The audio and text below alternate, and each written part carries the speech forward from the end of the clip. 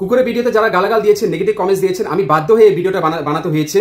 যে অনেকে negative comments দিয়েছে, আমি সব কমেন্টস পড়েছি, আমি সবকটা রিপ্লাই দেওয়ার আমার ক্ষমতা নেই, কিন্তু আজকে আমি আপনাদেরকে মহাভারত নিয়ে এসেছি। মহাভারতে এই যে স্বর্গে যে কুকুরের সাথে যে দ্রৌপদী যে যুধিষ্ঠির মহারাজের যে বার্তালাপ হয়েছে, সেটা আমি আপনাদের মাঝে আজকে পড়ে শোনাবো। হ্যাঁ, যে আপনারা তো এত জীবে দয়া প্রেম দেখাচ্ছেন, একটা কুকুরের প্রতি এত দয়া প্রেম দেখাচ্ছেন। আপনি যখন জীব হিংসা হয়, যখন জীব হত্যা হয়, যখন আপনি কোনো মাছ মাংস ডিম খান, যখন একটা মশাকে মারার জন্য আপনি বাড়িতে কয়েল প্রয়োগ করেন, তখন আপনার জীবের প্রতি দয়া ভাব আসে না? একটা পিঁপড়েকে যখন কেরোসিন দিয়ে মারার চেষ্টা করেন, তখন জীবের প্রতি দয়া ভাব আসে না? আমি আপনাদের যে কত যে ভুল ভ্রম আছে, অনেকে যে বলছে যে যুধিষ্ঠির মহারাজের সাথে যে কুকুরের সাথে গিয়েছে, সেটা আপনার কোনো চিন্তা নেই, সেগুলো আপনি জানেন না, অজ্ঞান। আরে আমি যা কিছু বলি সব শাস্ত্র সিদ্ধান্ত রেফারেন্স দিয়ে বলি, কোনো কিছু শাস্ত্র বাইরে আমি কথা বলি না। প্রথম কথা মেনে রাখবেন এটা। কুকুরকে আমরা কি করছি, আমরা নিজের সনাতন সংস্কৃতি ভুলে গিয়ে আমরা বিদেশি সংস্কৃতি পালন করছি। প্রেমানন্দ স্বামী মহারাজ, দেবকী ঠাকুর মহারাজ, যত বড় বড় মহারাজরা পর্যন্ত এই কুকুরের ভিডিও বলেছে। প্রেমানন্দ স্বামী মহারাজ বলেছে যে কুকুরকে তুমি জীবকে ভালোবাসো, সবার ভিতরে ভগবান আছে, কিন্তু জীবের সাথে মেলামেশাটা, হ্যাঁ, একটা আলাদা চেতনা স্তরে আপনি একটু চিন্তা করুন। যে মানুষ তার মৃত্যুর সময় যেই চেতনা, যেই মনোভাব থাকবে, পরবর্তী সময় তার সেই শরীর ধারণ হবে। আর এখানে আরেকটি কথা, যে কুকুরের দেহ ধারণ করছে, কুকুরের দেহ ধারণ করে কুকুরের মাধ্যম দিয়ে ইন্দ্রদেব পরীক্ষা করেছে, ধর্মরাজ পরীক্ষা করেছে যুধিষ্ঠির মহারাজকে। যুধিষ্ঠির মহারাজের মতন যদি আপনার চরিত্র হয়, যুধিষ্ঠির মহারাজের মতন যদি আপনি গুণবান ব্যক্তি হন, তাহলে আপনি এটা কুকুরকে আশ্রয় নেন। কিন্তু আপনি তো যুধিষ্ঠির মহারাজের মতন নয়, এটা কলিযুগ পড়ে গিয়েছে। আর সেটা ছিল কখন? সেটা দাপুর যুগের কাহিনী। তো যুধিষ্ঠির মহারাজের মতন যদি আপনার চরিত্র হয়, তাহলে আপনি কুকুরকে আশ্রয় নেন। কিন্তু যুধিষ্ঠির মহারাজ কুকুরটাকে আশ্রয় নেয়নি। ব্যাপারটা বোঝার চেষ্টা করুন। যুধিষ্ঠির মহারাজ তো সারা জীবন কুকুরটাকে পালাপোষা করেনি, কুকুরটা তার পিছনে পিছনে আসছে। এটা কুকুরের মাধ্যমে পরীক্ষা করা হয়েছে। যুধিষ্ঠির মহারাজের পরীক্ষা করা হয়েছে। যুধিষ্ঠির মহারাজ তাকে ভক্ত বলেছে, সে তো সারা জীবন আশ্রয় নেয়নি। অন্তিম সময় যুধিষ্ঠির মহারাজকে পরীক্ষা করা হয়েছে একটা কুকুরের মাধ্যম দিয়ে। ইন্দ্রদেব দেখতে যায়, ইন্দ্রদেব বারবার বলেছে যে কুকুরকে স্বর্গে কোনো স্থান নেই। যুধিষ্ঠির মহারাজ মাধ্যমে পরীক্ষা করেছে এবং যুধিষ্ঠির মহারাজ পরীক্ষাতে পাশ হয়েছে। হ্যাঁ, আপনারা আমি এটা পড়ে শোনাবো, আপনারা সকলে থাকুন ভিডিওটা। আপনারা এত নেগেটিভ কমেন্টস করছেন, একটা কুকুর, অনেকে কমেন্টস লিখছে যে কুকুরের প্রতি, জীবের প্রতি দয়া প্রেম রাখা উচিত। আমি এটাই বলি, জীবের প্রতি দয়া প্রেম কোথায় আছে আপনার? যখন আপনি মাছ মাংস ডিম খাচ্ছেন, আপনার চোখের সামনে একটা জীব হত্যা হচ্ছে, হ্যাঁ, তখন আপনার জীবের প্রতি দয়া প্রেম আসে না? আর একটা কুকুর, আর আমার একটা কুকুরের ভিডিও, আমি শাস্ত্র সিদ্ধান্ত যা বলেছি, হ্যাঁ, সেটা আপনার গায়ে লাগছে, কারণ সঠিক সিদ্ধান্ত, সঠিক জিনিস বললে গায়ে লাগে। আর অনেকে বলছে আমাকে ডাক্তার দেখান। আর আমি নিজে ডাক্তার, আমি কি ডাক্তার দেখাবো? মানুষকে ট্রিটমেন্ট করছি, হ্যাঁ, আমি মেডিকেল প্রিচিং করছি, মানুষের কত উপকার করছি, সেই দিকটা দেখুন। আমি এই ভিডিওটা আবার তৃতীয় পার্ট বানাবো, কারণ ফেসবুক এত সময় দিবে না বলার। কিন্তু আজকে আমি মহাভারতটা আপনাদেরকে পড়ে শোনাবো, তারপর আমি বলবো। আপনারা সকলে ভিডিওটা দেখুন। এখন আমি মহাভারত পড়ে শোনাচ্ছি। যারা মহাভারত, আপনারা তো শাস্ত্র পড়েন না, শাস্ত্র শুনেন না, শাস্ত্র স্মরণ করেন না, তো শাস্ত্র বোঝার মতন ক্ষমতা নেই। যদি আপনি শাস্ত্র না বুঝতে পারেন, তাহলে আপনি সঠিক কোনটা ভুল আপনি নিজে বুঝতে পারেন, আপনি নিজে বিভ্রান্ত হয়ে থাকবেন। মানে আপনার যেটা মনে ইচ্ছা হবে সেটাই আপনি করবেন।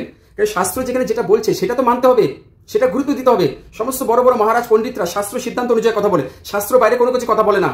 তো আমি আপনাদেরকে এখানে মহাভারতে কুকুরের যে কাহিনীটা, সেটা আমি বলবো। আপনারা সকলে ভিডিওটা থাকুন। আর নেগেটিভ কমেন্টস করার আগে একবার চিন্তা করুন যে ছেলেটা যে বলেছে এর পিছনে কিছু কারণ আছে। ছেলেটা যে বলেছে প্রমাণ দেন। হ্যাঁ, সবসময় মানে ভুল বুঝবেন না, সবসময় কাউকে মিথ্যাবাদী করবেন না, সবসময় কাউকে মানে অপমান করবেন না। অপমান করার আগে চিন্তা করবেন ব্যাপারটা, যে আমি যে কথাটা বলছি সেই কথাটা কি কোনো কিছু ম্যাচ শাস্ত্র সিদ্ধান্ত? শাস্ত্রের কথা বলছি, আমি নিজের মনের কথা বলছি না, এগুলো শাস্ত্রের কথা বলছি। আমাকে অপমান করার অধিকার আপনাকে কে দিয়েছে? আমি শাস্ত্রের কথা বলছি, মানে আপনি শাস্ত্রকে অপমান করছেন। তো শাস্ত্রকে অপমান করা আর প্লাস আমাকে অপমান করা আপনার অধিকার নেই। প্রথমে ব্যাপারটা শুনুন, বুঝুন, তারপরে আপনি বলুন। আসুন, এখানে কি লেখা আছে? এখানে মহাভারতের যে কাহিনীটা আমি বলছি, এখানে বৈশম্পায়ন বললেন, জন্মেজয় তখন আকাশ ও পৃথিবীতে তুমুল শব্দের ধ্বনি তুলে দেবরাজ ইন্দ্র রথ নিয়ে সেখানে হাজির হলেন এবং যুধিষ্ঠিরকে বলেন, কুন্তিনন্দন তুমি এই রথে আরোহণ করো। যুধিষ্ঠির তখন তারপরে যাওয়া ভ্রাতাদের দিকে তাকিয়ে শোকা সন্তপ্ত হয়ে ইন্দ্রকে বলেন, দেবেশ্বর, আমার ভ্রাতারা পথে পড়ে রয়েছে, এরাও যাতে আমার সঙ্গে যায় সেই ব্যবস্থা করুন। আমি এদের ছেড়ে স্বর্গে যেতে চাই না। রাজকুমারী দ্রৌপদী অত্যন্ত কোমল, তাকেও আমাদের সঙ্গে যাওয়ার অনুমতি প্রদান করুন। ইন্দ্রদেব বললেন, ভরতশ্রেষ্ঠ, তোমার ভ্রাতারা তোমার আগেই স্বর্গে গিয়েছে, দ্রৌপদীও তাদের সঙ্গে আছে, ওখানে গেলে সকলের সঙ্গে তোমার সাক্ষাৎ হবে, সুতরাং তাদের জন্য শোক করো না। তারা মনুষ্য দেহ ত্যাগ করে স্বর্গ গমন করেছে, কিন্তু তুমি এই দেহ ধারণ করে স্বর্গে যেতে পারো। যুধিষ্ঠির বলেন, দেবরাজ, এই কুকুরটি আমার অত্যন্ত ভক্ত, সর্বদা সে আমার সঙ্গে রয়েছে, সুতরাং একেও আমার সঙ্গে যাওয়ার অনুমতি প্রদান করুন। ইন্দ্র বলেন, রাজন, তুমি অমরত্ব, আমার সমান ঐশ্বর্য, পূর্ণ লক্ষ্মী এবং অনেক বড় সিদ্ধি লাভ করেছো, সেই সঙ্গে স্বর্গীয় সুখ লাভ করেছো, অতএব এই কুকুরটিকে পরিত্যাগ করে আমার সঙ্গে চলো, এতে কোনো নির্দয় নেই। যুধিষ্ঠির বলেন, দেবেশ, আর্য পুরুষের দ্বারা নিম্ন শ্রেণীর কাজ হওয়া কঠিন, আমি এখন লক্ষ্মী কখনো লাভ করতে চাই না, যার জন্য ভক্তকে ত্যাগ করতে হয়। ইন্দ্র বলেন, ধর্মরাজ, কুকুরের জন্য স্বর্গ লোকে কোনো স্থান নেই, তাদের যারা আশ্রয় দেয় তারাও স্বর্গলোকে স্থান পায় না। তারা যে যজ্ঞ করে রাক্ষস তার পুণ্য হরণ করে, তাই ভেবে চিন্তা কাজ করো, এই কুকুরটিকে ছেড়ে দাও, এতে তোমার কোনো নিষ্ঠুর কাজ হবে না। যুধিষ্ঠির বলেন, মহেন্দ্র, ভক্তকে ত্যাগ করলে যে পাপ হয় তার কোনোদিন শেষ হয় না, জগতে তা ব্রহ্মহত্যার সমান বলা মনে হয়। সুতরাং আমি নিজের সুখের জন্য কখনো কোনোভাবে এই কুকুরটিকে ত্যাগ করতে পারবো না। যেই ভয় পেয়েছে ভক্ত আমার জন্য কোনো আশ্রয় নেই, এই বলে আর্তভাবে যে শরণ গ্রহণ করে নিজেকে রক্ষা করতে অক্ষম, দুর্বল এবং নিজের প্রাণ রক্ষা করতে ইচ্ছুক, তেমন মানুষ প্রাণ গেলেও আমি পরিত্যাগ করবো না, এই আমার চিরকাল ব্রত। ইন্দ্রদেব বলেন, বীরবর, মানুষ যা কিছু দান, সাধ্য, হোম ইত্যাদি পুণ্যকর্ম করে, তাতে যদি কুকুরের দৃষ্টি পড়ে, তার ফলে ক্রোধবশ নামক রাক্ষস হরণ করে, অতএব এই কুকুরটিকে ত্যাগ করে তাহলে তুমি দেবলোক প্রাপ্ত হবে। তুমি ভ্রাতাদের এবং প্রিয় পত্নী দ্রৌপদীকে পরিত্যাগ করে তোমার পুণ্যকর্মের ফলস্বরূপ দেবলোক প্রাপ্ত করেছো, তাহলে এই কুকুরটিকে কেন ছেড়ে দিচ্ছ না? সবকিছু ছেড়ে এখন কুকুরের মোহে আবদ্ধ হলে কেন?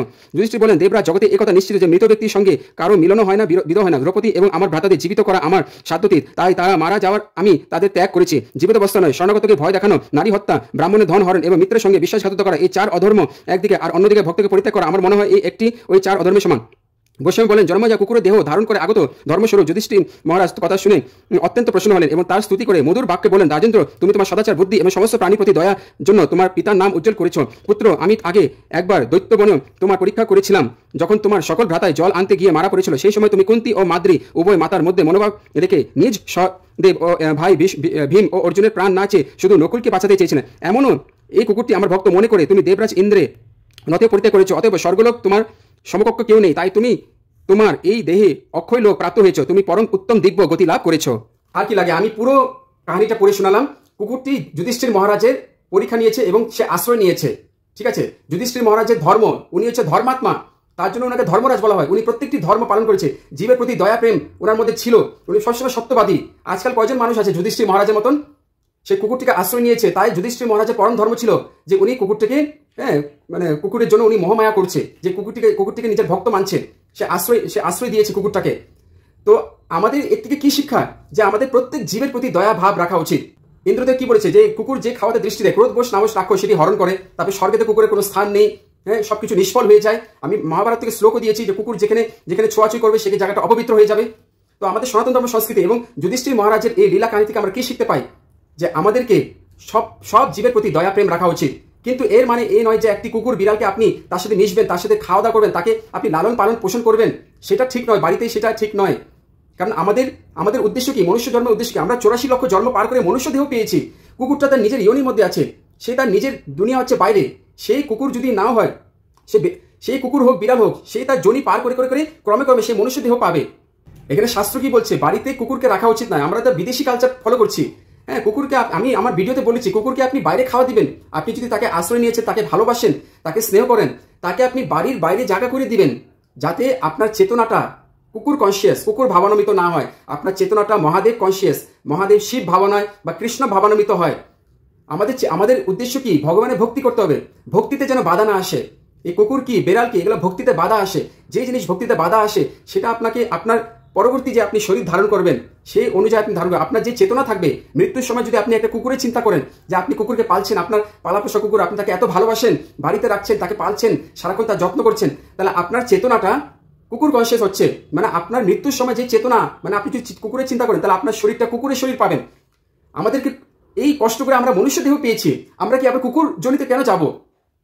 এই কথাটা চিন্তা করুন। যদি আমরা মনুষ্য দেহ পেয়েছি, মনুষ্য দেহ পেয়ে যদি আমরা পশু প্রাণীকে যদি ভালোবাসি, পশু প্রাণীর প্রতি যত মায়া দেয়, তা আমরা পশু প্রাণী জনিতে যাচ্ছি। আমাদের কি এখন ভগবানের কাছে যেতে হবে?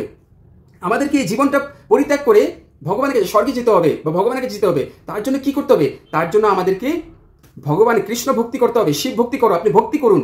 কিন্তু ভক্তিতে বাধা কি? এই কুকুর, বিড়াল, মুরগি, এগুলো হচ্ছে ভক্তিতে বাধা। এগুলোকে স্বর্গে কোনো স্থান নেই। এখানে শুধু যুধিষ্ঠির মহারাজকে পরীক্ষা করা হয়েছে, তার চরিত্র পরীক্ষা করা হয়েছে, যে যুধিষ্ঠির মহারাজ কতটা জীবের প্রতি দয়াপ্রেম। যদি আপনি সত্যিকারের জীবের প্রতি দয়াপ্রেম আছেন, তাহলে প্রত্যেকটা জীব, মাছ, মাংস, ডিম, মাংস কোথা থেকে আসে? একটা পশু থেকে। প্রত্যেকটা পশুকে আপনি ভালোবাসেন, প্রত্যেকটা পশুর ভিতরে ভগবান আছে, প্রত্যেকটা পশুকে আপনি খাওয়াবেন, প্রত্যেকটা পশুকে আপনি যত্ন নেবেন, প্রত্যেকটা পশুর প্রতি আপনি দয়া মায়া ভাব রাখবেন। যদি আপনি সত্যিকারের জীবের প্রতি দয়া, অনেকে আমাকে কমেন্টস করেছে না যে জীবের প্রতি দয়া রাখা উচিত, কুকুর পালা কিসের দোষ? কুকুর পালা দোষ নয়, কিন্তু কুকুরের সাথে মিশে কুকুরের প্রতি যে এত মায়া মহচ্ছন্ন হয়ে আপনি ভগবানকে ভুলে যাচ্ছেন, সেটা হচ্ছে দোষ। তো যুধিষ্ঠির মহারাজ উনি একজন সত্যবাদী। যুধিষ্ঠির মহারাজ তো মানে পরম বিদ্যামান, যুধিষ্ঠির মহারাজ পরম জ্ঞানী। ওরকম পরম জ্ঞানী হতে হবে আপনাকে। সারা জীবন যুধিষ্ঠির মহারাজ ভগবান শ্রীকৃষ্ণকে স্মরণ করেছে, অন্তিমকালে যুধিষ্ঠির মহারাজকে পরীক্ষা করা হয়েছে একটা কুকুরের মাধ্যম দিয়ে। সেই পরীক্ষাতে যুধিষ্ঠির মহারাজ মানে পাশ হয়েছে, কেন জীবের প্রতি দয়া রেখেছে, প্রত্যেকটা জীবের প্রতি দয়া ভাব রেখেছে। এই জন্য যদি আপনি কৃষ্ণ ভক্তি করেন তাহলে জীবের প্রতি দয়া ভাব আসবে। কিন্তু আপনি কি করছেন, আপনি কৃষ্ণ ভক্তিকে ছেড়ে আপনি কুকুর পালছেন, বিড়াল পালছেন, মুরগি পালছেন, যেগুলো শাস্ত্রতে অনুমোদন করেননি। বড় বড় মহারাজরা পর্যন্ত তার ভিডিওতে বলেছে। আপনারা সে মানে বলে না অল্প জ্ঞান মহা ভয়ঙ্কর। যদি আপনি পুরো জ্ঞান না থাকে তাহলে কিন্তু কুল মানুষ সব ধ্বংস হয়ে যাবে। যদি আপনার পুরোপুরি জ্ঞান থাকে তাহলে আপনি মানুষকে বোঝানোর সক্ষম থাকতে পারবে। তো আমি এখানে যা কিছু বলেছি সব কিছু শাস্ত্র রেফারেন্স দিয়েছি, কোনো কিছু এখানে ভুল বলিনি। আপনারা একটু বোঝার চেষ্টা করুন ব্যাপারটা। আপনি কুকুরকে ভালোবাসেন, বেড়ালকে ভালোবাসেন, ঠিক আছে, তাদের জগৎ হচ্ছে বাইরে। তারা একটা জনিতে ঘুরপাক করছে, 84 লক্ষ জনিতে ঘুরপাক করছে। তাদের জগৎটা হচ্ছে বাইরে জগৎ। তাদেরকে আপনি কেন মানে আপনি নিজের সংসারে কেন নিচ্ছেন? আপনি তাদেরকে নিজের সংসারে কেন নিচ্ছেন? আপনার পিতৃদোষ লাগবে কেন? আপনি তাদেরকে বাড়িতে পালছেন, যেটা ওয়েস্টার্ন কালচার, হ্যাঁ, যেটা বিদেশি সংস্কৃতি। বিদেশিরা তো বুঝে না, তারা তো শাস্ত্র জানে না, তারা আমাদের এত পবিত্র সনাতন সংস্কৃতি তারা বোঝে না, তারা জানে না এই বিষয়। তো তারা কুকুরের সাথে খেলছে, কুকুরের সাথে কুকুরের সাথে খাওয়া দাওয়া করছে, কুকুরের সাথে ঘুমাচ্ছে। এটা কোন ধরনের সংস্কৃতি বলেন তো? আপনি ভগবানকে নিয়ে শুয়ে থাকেন, ভগবানের সাথে খাওয়া দাওয়া করুন। হ্যাঁ, ভগবান আপনার নিজের পত্নী, নিজের বাচ্চা, আপনি যে পেট থেকে নিজের বাচ্চাকে সন্তানকে জন্ম দিয়েছে তাকে আপনি খাওয়া দাওয়া করুন, তাকে আপনি লালন পোষণ করুন। আপনার বাচ্চা তো মনুষ্য জন্ম পেয়েছে, একটা 84 লক্ষ জন্ম পার করে আপনার যে সন্তান পেটে জন্ম হয়েছে সে একটা মনুষ্য জন্ম পেয়েছে। কিন্তু আপনি আপনার বাচ্চার সাথে কি করছেন? একটা কুকুর যে 84 লক্ষ জমিতে ঘুরপাক করছে তাকে আপনি নিয়ে আসছেন, আর আপনার ভক্তিতে বাধা আসছে। কথাটা বোঝার চেষ্টা করুন। খালি মাথা গরম করলে হয় না, সব কিছু মাথা গরম করে সলভ হয় না প্রবলেম। চিন্তা মাথায় মানে শান্ত মাথায় প্রবলেমটা বুঝলে আপনি ব্যাপারটা বুঝতে পারবেন। খুব সোজা একটা ব্যাপার আমি বুঝিয়ে দিয়েছি, এতে কি ডিফিকাল্ট বোঝার? আপনি গোমাতা পালতে পারেন। এখানে তো গোমাতাকে পশুর দরজা দেওয়া হয়নি। গোমাতা আপনি ছোট ছোট গোমাতা, বড় গোমাতা পালতে পারেন, কারণ গোমাতা হচ্ছে মা। তা গোমাতাকে আপনি পালতে পারেন। গোমাতাকে পাললে তো আপনার বাড়িটা স্বর্গ, বৃন্দাবন হবেন। কিন্তু আপনি কুকুর, বিড়াল, মুরগি যদি বাড়িতে থাকে তার বাড়িটা কি স্বর্গ না নরক? আমি এখানে কি বোঝানোর চেষ্টা করেছি? যুধিষ্ঠির মহারাজের কাহিনী থেকে কি বুঝতে পারলেন? যে প্রত্যেকটা জীবের প্রতি দয়া মায়া ভাব রাখা উচিত। কোনো জীব হিংসা, আপনি জীব হত্যা করবেন না এবং জীব হত্যা অনুমোদন করবেন না। যদি আপনি কুকুরকে ভালোবাসেন, কুকুরের প্রতি যদি এত স্নেহ, তাহলে আপনার মাছ, মাংস, ডিম, তারপরে মশার প্রতি দয়া রাখা উচিত। কারণ মশা তো আপনি কয়েল লাগিয়ে, কয়েল প্রয়োগ করে মশাকে মারছেন, তারপরে পিঁপড়েকে কেরোসিন দিয়ে মারছেন, সেগুলো আপনার ধ্যান রাখতে হবে। কোনো জীবকে আপনি জলজ প্রাণী যেরকম মাছ হোক, তারপরে মাংস, পাঠা বলি দিচ্ছে, এগুলো তো কখনো করা উচিত নয়। কোনো জীবকে আপনার হত্যা করা উচিত অধিকার নেই। তো এটা আমি বলতে চাই যে আপনি ভগবান, আপনার নিজের পরিবার নিয়ে থাকুন, ভগবানকে স্মরণ করুন, ভগবানের ভক্তি করুন। কিন্তু ভক্তির মাঝখানে একটা বাধা সৃষ্টি হচ্ছে আপনার জীবনে, সেটা আপনি কেন নিয়ে আসছেন? আপনি কুকুরকে ভালোবাসুন, কিন্তু তাকে ঘরের ফ্যামিলির মতন কেন ট্রিট করছেন? তাকে বাইরে থাকতে দেন, সে একটা আলাদা জগতে থাকতে দেন তাকে। আপনি যদি তাকে খাওয়ান, আমিও কুকুরকে খাওয়াই, প্রতিদিন আমিও কুকুরকে খাওয়াই, কিন্তু বাড়িতে এনে নয়। আমি বাইরে গিয়ে কুকুরকে, রাস্তাঘাটে কুকুরকে খাওয়াই, হ্যাঁ, গোমাতাকে খাওয়াই, কুকুরকে খাওয়াই, হ্যাঁ, সবকিছু আপনি করুন। কিন্তু তাকে বাড়িতে এনে তাকে ফ্যামিলির মতন তার সাথে খাওয়া দাওয়া করা, তার সাথে নাচা গান করা, হ্যাঁ, তার বার্থডে সেলিব্রেট করা, এগুলো কোন ধরনের সংস্কৃতি? এটা কোনোদিন সনাতন সংস্কৃতি নয় বলতে গেলে। আমাদের সনাতন সংস্কৃতি অনেক পবিত্র সংস্কৃতি, এই সংস্কৃতিতে পালন করতে হবে। বাড়িতে আপনি নিজের বউ, বাচ্চা সবকিছু নিয়ে থাকুন, কিন্তু পশু প্রাণী তারা হচ্ছে নিজের জনিতে ভ্রমণ করছে, তাকে যদি আপনি আশ্রয় দিয়েছেন, তাকে বাড়ির বাইরে আশ্রয় দেন, বাড়ির বাইরে তাকে খাওয়ান, লালন পোষণ করুন, কিন্তু বাড়ির মধ্যে রেখে তাকে আপনি কনসিডার করলে হবে না। আপনার এতে ভক্তিতে বাধা আসছে, পূর্বপুরুষরা অসন্তোষ হয়, হ্যাঁ, স্বর্গে তো কোনো স্থান নেই পশু প্রাণী। তো আপনি এই জিনিসটা চিন্তা করুন। রাগ করলে কোনো প্রবলেম সলভ হবে না। আমাকে যে গালাগাল দিচ্ছেন, একটু চিন্তা করুন যে আমি কথাটা যে বলছি এখানে তাৎপর্য মানে বিষয় দিয়ে আমি বলছি, ব্যাপারটা শুনুন, বুঝুন ব্যাপারটা। খালি রাগ করলে প্রবলেম সলভ হবে না। তো আশা করি আমি লাগলে যদি আপনার কমেন্টস অনুযায়ী আমি থার্ড ভিডিও বানাবো। আমি এই কমেন্টস অনুযায়ী আপনাদের কমেন্টস বক্তব্য শুনে আমি এই ভিডিওটা আমাকে বাধ্য হয়ে বানাতে হয়েছে। আমি পরবর্তী সময় আরেকটি ভিডিও বানাবো যেখানে আমি সবার কমেন্টস আমি হাইলাইট করবো, যেখানে কি কি কমেন্টস দিয়েছে। একটা মাতিজি লিখেছে যে কুকুর তো তার কেউ নেই, তাকে আশ্রয় কে দিবে, সে একটা নির্ভরশীল, সে আমার উপর নির্ভরশীল। দেখেন, কুকুরকে রাস্তাতে রেখে দেন, ও যেখান থেকে খাওয়া পেয়ে যাবে, আপনাকে লালন পোষণ করার দরকার নেই। আমাদেরকে ভগবানের উপর নির্ভর থাকা উচিত।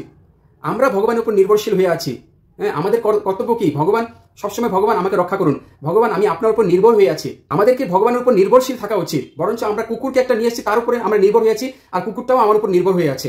মানে উল্টো কাজ করছেন।